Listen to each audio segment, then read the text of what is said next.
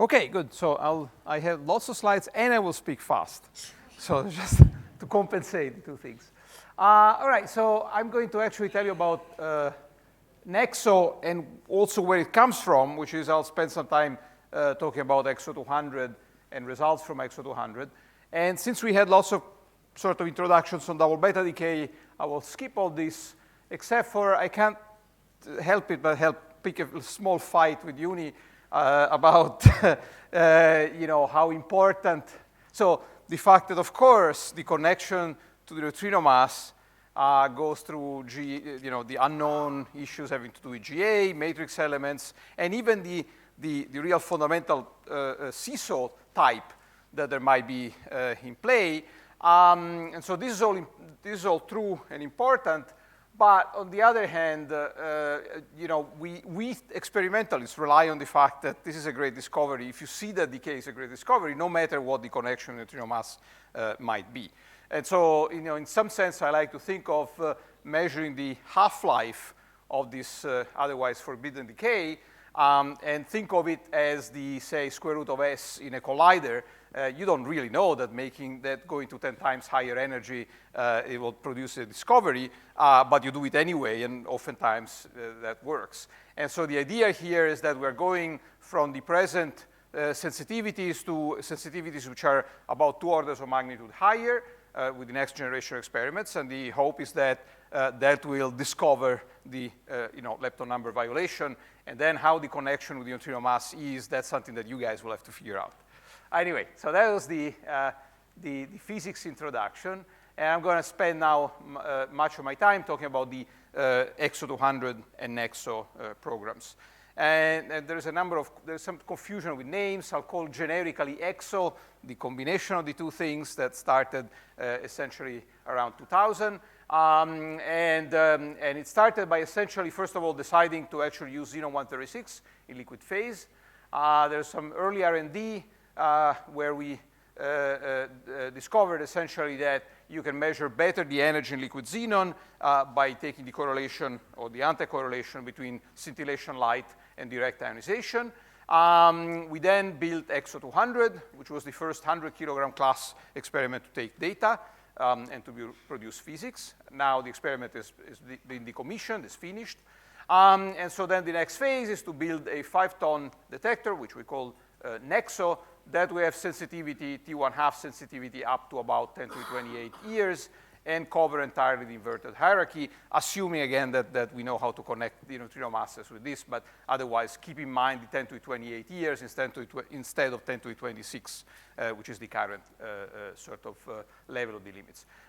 Xenon has the peculiarity that maybe at some point in the future we'll be able to also recognize the atom in the final state to suppress essentially all the backgrounds except for the two neutrino mode. But this is not part of the design of nEXO, and so I will not discuss it further, except if I have time for one slide at the very end. Okay, so first of all, it's really important that modern experiments, and I'm not talking just about nEXO, but nEXO is particularly good for this, have a number of handles to actually recognize or distinguish signals from backgrounds. And this is really remarkable because we're doing all this at 2.5 MeV, essentially, at very low energy. So at collider physics, of course, you can tell different classes of events easily from each other. In the case of 2.5 MeV, this is sort of tricky. But I think it's a really important step forward that was done by all experiments in the last 10 years, that we actually use more than just the energy. Of course, the energy is important. You measure the decay energy or the sum energy of the two electrons, and that has to be a line at the Q value as opposed to, say, the continuum of the two neutrino decay or the continuum from radioactive decays that you may have in the detector.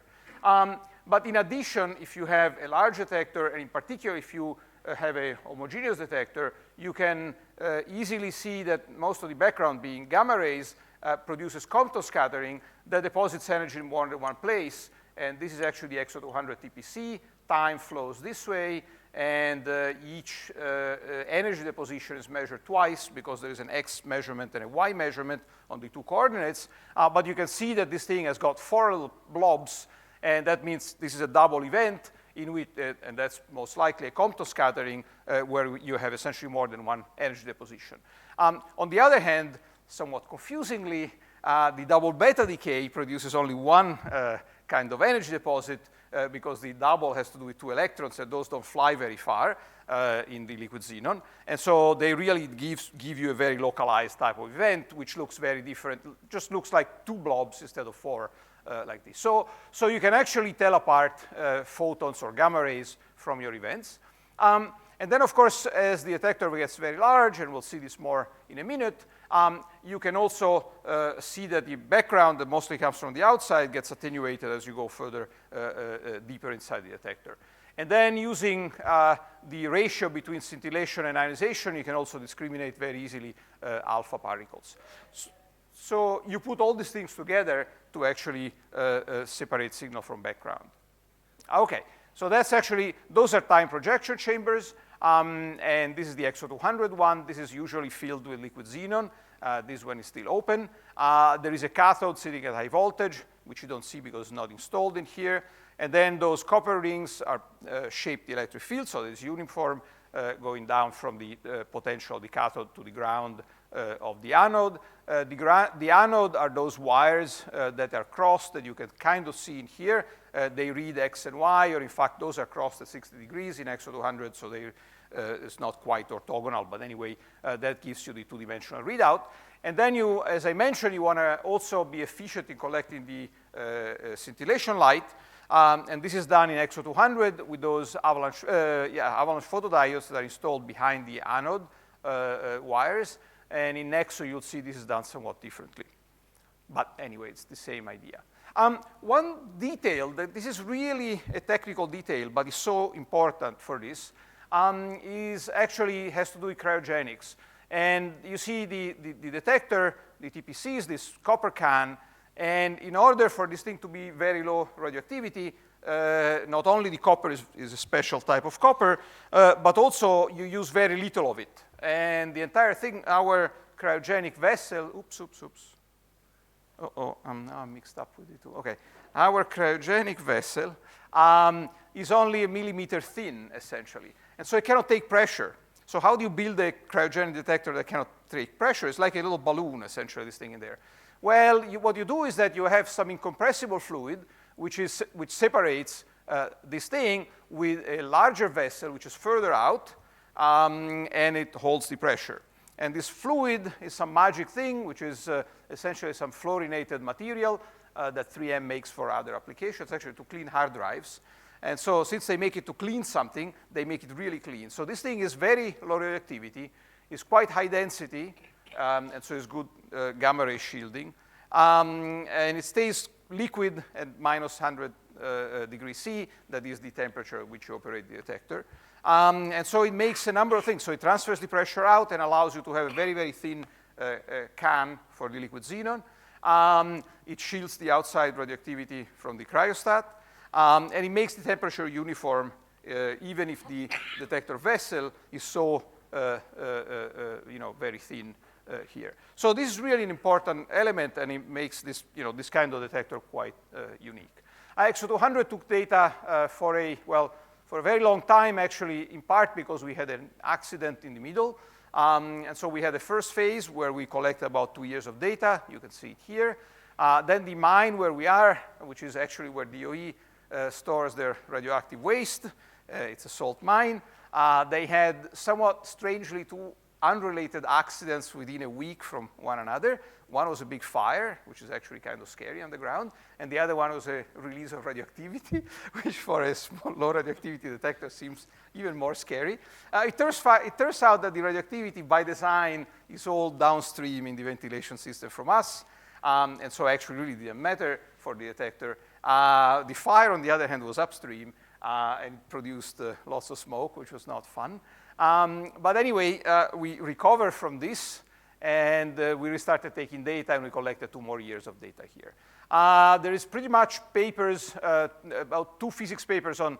So this experiment produced lots of results beyond neutrinoless double beta decay, but I will just concentrate, as Uni said, most recently one on single beta decay of xenon 137. But I'm not going to talk about anything else but neutrinoless double beta decay because I just don't have enough time. For neutrinoless double beta decay, we produced a number of papers starting from the very beginning, and then essentially 2 papers each of the phases. And there is actually a 6-month-old paper which essentially covers the entire full data set. And that's probably it in terms of producing that kind of physics. And that's a total of 1,100 or almost 1,200 days of lifetime. So actually, the reason I spent 30 seconds on that accident in the underground is that that's really important. You prefer not having those things, but if you really have to have an accident, you'd like to actually show that the detector works really well in those very unfriendly circumstances, particularly for when you propose building something which is much larger. And so we really rely on the data from this prototype detector to demonstrate to the world, to ourselves first and then to the world, that this is a very reliable technology. You should realize that we're underground and actually taking a calibration run, and the alarm goes off, you evacuate the mine, and so the little calibration source was left in the detector. We got the largest data set for calibration you could possibly imagine, because this thing kept running forever until data acquisition crashed, because there's no disk space not enough disk space to store all the data. But the important thing is that this is a cryogenic detector, and you're afraid you can't get to it, and you're afraid of losing power and all this kind of thing. So the first thing important, that heat transfer fluid that I mentioned before has a very large thermal mass. And so at first order, nothing happens to the detector. There's lots of inertia. And so don't panic, don't touch it, essentially. And then from remote, we recover the enriched xenon to high-pressure cylinders. This is an operation that is tricky, but was designed to be done from remote and, in fact, automatically. And so this actually was very smooth. In those 8 years of data taking, we lost of the order of maybe 1 kilo of xenon to the various transfers and so on. There might be some tiny leaks and so on. But which I consider to be actually quite good. This number could be quite a bit smaller than 1 kilo. It's an upper limit from our weighting system and so on. Then, since we were worried that in the long run we would lose power, we actually did something that we did not expect to do from remote. That is not only recover the xenon, but also warm up the detector to room temperature. Because otherwise, if that happens in an uncontrolled way, this fluid would expand and essentially crash the detector, the TPC that would collapse. But so that we did all this, and we managed to actually bring the detector to room temperature. And like a week later, we lost power. So that was actually a wise decision. And then, like a year later, we went underground again and restarted, vacuumed all the suit, and then started taking data again. Restarted the detector and all that. So this actually, we're very proud of this because we feel like this demonstrates that you can build such a large detector in a way that is that works well, even from remotely. Okay, so let's see quickly how you actually do the backgrounds. The main tool for background suppression. Told you about Compton scatters versus single event sites. Those are single event sites. This is essentially low background data, so this is just irregular data taking. The spectrum, the energy spectrum, that is this thing, is dominated by 2 neutrino decays that are just a gigantic sort of signal in this kind of detector. This is, on the other hand, the data you get from a gamma ray calibration source. On the other hand, the left column, if you want, the single-site events, and those are multi-site events on the right. And so you see that the double beta decay is mostly single-site. There is a little bit here because of Bremsstrahlung, but it's mostly single-site. And on the other hand, gamma ray sources puts the energy, the events mostly on the multi-site class. So essentially, you have this 2x2 matrix, and you essentially use this to measure at the same time the background and the signal. So that's really very powerful. I mentioned at the beginning correlation between ionization and scintillation. You can see that here, that what gives you the best possible energy resolution. This is the scintillation energy, ionization energy.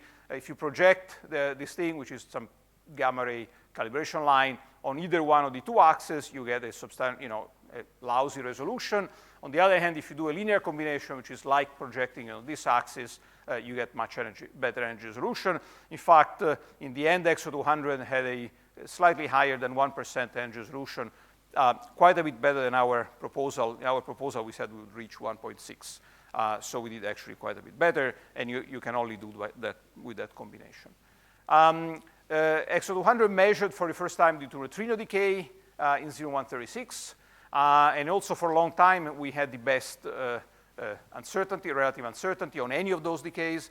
And we were just last summer superseded by Cupid. Let's see. One important thing is that we usually describe the neutrino mode as a background, and in fact, that in some sense is the ultimate background. Or if you are really good and you kill all the other backgrounds, there's no way of killing the neutrino mode. But on the other hand, with the energy resolution of any of the detectors, certainly of nEXO or nEXO 200, you can go up to many tons of mass and still have essentially negligible background from the to neutrino mode. And I like to think of this actually as a nice calibration source. In particular, you really like to make a discovery. So you want to make sure that the detector is sensitive to your decays and your analysis doesn't kill them in some way. And so the benchmark, you can think of it as being the neutrino mode. That is a signal that looks, particularly when you go near the endpoint, looks the same as the neutrinoless decay. And you know the rate very well, and so you can check that, in fact, you do get that rate in your analysis. Finally, in a case like nEXO or nEXO 200, where the xenon is a liquid or a gas or whatever, you can replace, in case you make a discovery or you think you make a discovery, you can replace your enriched xenon with either natural depleted xenon and do essentially a blank run. So you can actually measure the efficiency of the detector for the signal and check that the background doesn't produce a signal if you want.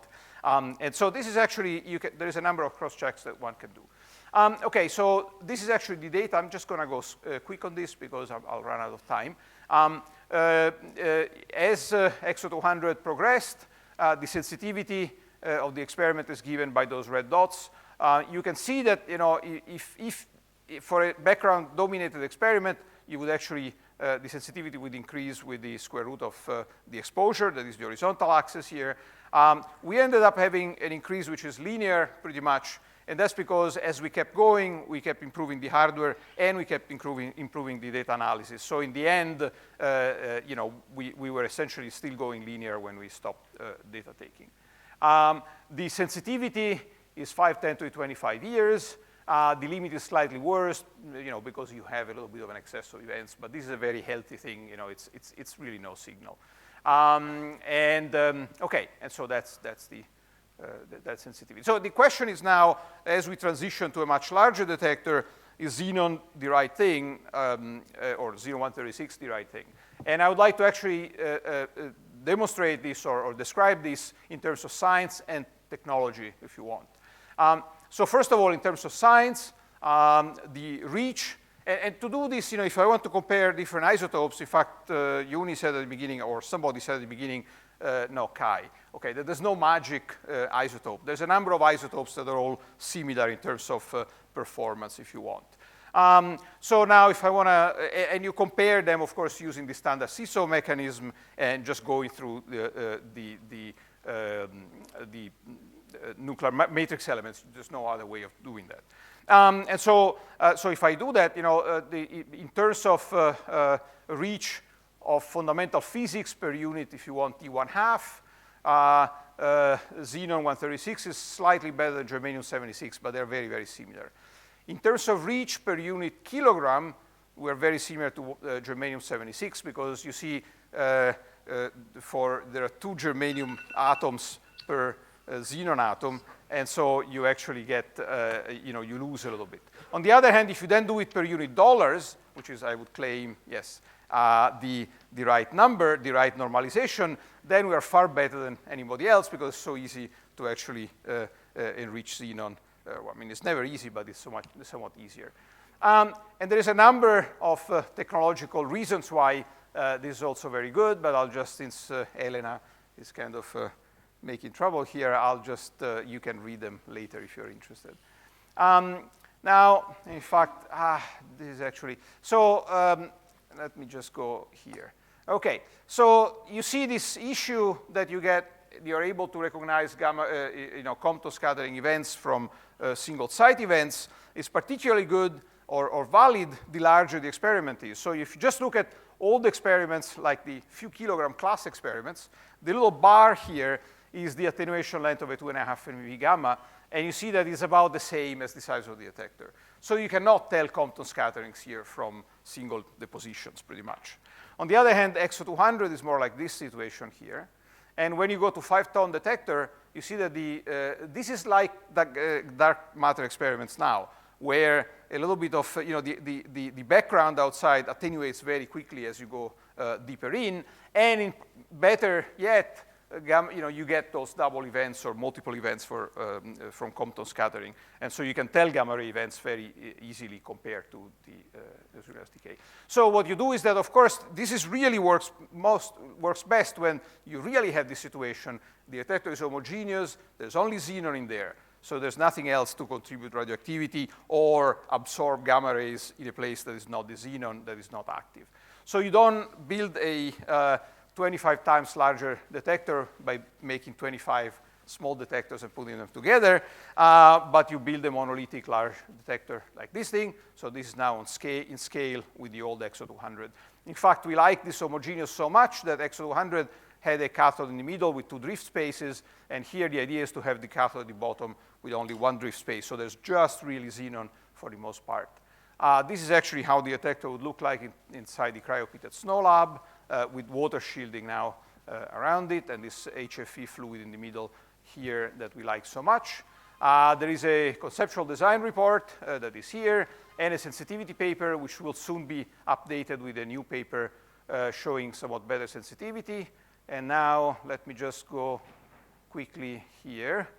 One important component of the design is that you see, in nEXO 200, we're able to measure a priori all the components that go in the experiment, predict the radioactivity or the background in the experiment, like look at this column here, for instance, and this is upper and lower limits of the background. And then add to this the background from xenon 137, which is cosmogenic, and then compare this number with what you see when you run.